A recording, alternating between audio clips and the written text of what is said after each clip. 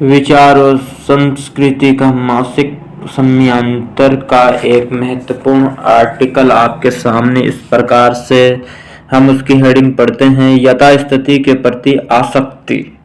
तो आप समझ ही सकते हैं मैं किस विषय पर आपसे बात करने जा रहा हूं। चलिए हम स्टार्ट करते हैं बिना देरी किए हुए। वास्तव में लोभ और त्याग के मध्य रेखा महीन भी है, स्थूल भी है। लोभ का दूसरा नाम है यथास्थिति के प्रति आसक्ति। यथास्थिति के वाद को भंग करने के लिए प्रतिरोध के विकल्प को चुनना ही पड़ता है। क्रांति सफल रहे या असफल, दोनों ही स्थितियों में लोभ मुक्ति और प्रतिरोध की शर्त अपरिहार्य है। लेकिन समस्या तब पैदा होती है जब परिवर्तन कर्मी उत्तर यथास्थितिवादी स्थिति से चिपकना शुरू कर देते हैं, जिनमें अपना त्राण तलाशते हैं, उसे एक स्थायी भाव के रूप में देखते हैं और इसके साथ ही एक नए लोभ की यात्रा शुरू हो जाती है। दिक्कत यहीं से शुरू होती है। सत्ता के भ्रम माया जाल को अशक्त सत्य में रूपांतरित करने के लिए अति महत्वाकांक्षी शासक चेष्टा और कुछ चेष्टा की त्रिकोण नैरेटिव रचता है और अपनी अपरिहार्यता स्थापित करने के विचारधारा के साथ साथ अन्य समस्त दैविक एवं भौतिक हथकंडों का सहारा लेता है। इसके ताजा उदाहरण हैं नेपाल के मार्क्सवादी प्रधानमंत्री के.पी. शर्मा ओली। उन्होंने स्वयं को सत्ता में बनाए रखने के लिए संसद भंग, मध्यावर्ती चुनावों की घोषणा की, धर्म का सहारा लिया, धार्मिक अनुष्ठान कराए और प्रसिद्ध पशुपतिनाथ मंदिर जाकर मूर्ति के दर्शन किए। इसके विपरीत वो स्वयं को नास्तिक मानते हैं, लेकिन सत्ता में बने रहने के लिए उन्होंने सब कुछ किया जिसे भारत में कोई भी दक्षिणपंथी शासक करता आया है। मंदिर मस्जिद की परिक्रमाएं, मजार पर चादर चढ़ाना, धार्मिक अनुष्ठान करना, रोजा इफ्तार पार्टी का आयोजन करना, रथ यात्राएं निकालना, मंदिर निर्माण और धार्मिक और जातिगत एकीकरण। सत्ता मोह के वशीभूत होकर ओली ने उस विचारधारा के विपरीत कर्मकांड किए हैं जिस पर सवार होकर वो स्वयं सत्ताधीश बने थे। लेकिन परिणाम क्या निकला? सर्वोच्च न्यायालय में हारे, संसद में विश्वास मत में पराजित हुए, लोभ के वशीभूत होकर अपनी ही पार्टी का विभाजन कर दिया।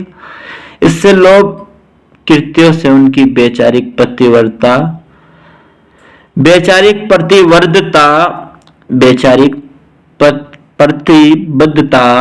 ही कलंकित हुई।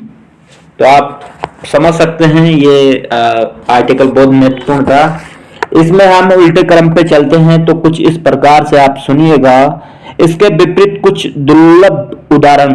यद्यपि सत्ता मोह और धन मोह से मुक्ति असंभव नहीं है तो आसान भी नहीं है, पर ऐसे भी दुर्लभ उदाहरण मौजूद हैं जब अपने ही जीवन में जननायक या किंवदंती बने व्यक्तियों ने सत्ता या धन लोभ का परित्याग किया था। इस संदर्भ में महावीर स्वामी, गौतम बुद्ध, अजात शत्रु क्राइस्ट, महात्मा गांधी और चिमिन्हा चेगुवेरा, नेल्सन मंडेला जैसे का नाम लिया जा सकता है।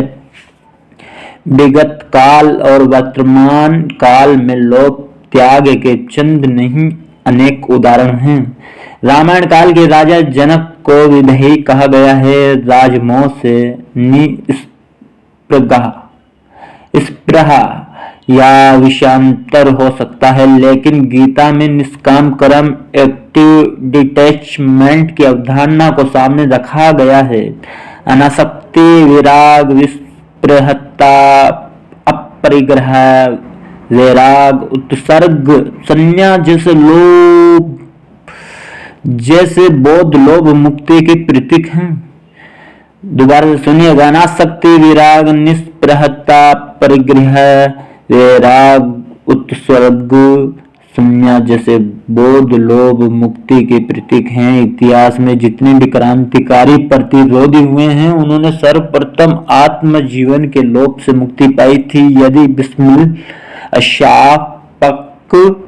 अशफाक, भगत सिंह, चे या उन जैसे अन्य प्रतिरोध के पुंज आत्म जीवन लोभ से मुक्ति नहीं रहते, तो क्या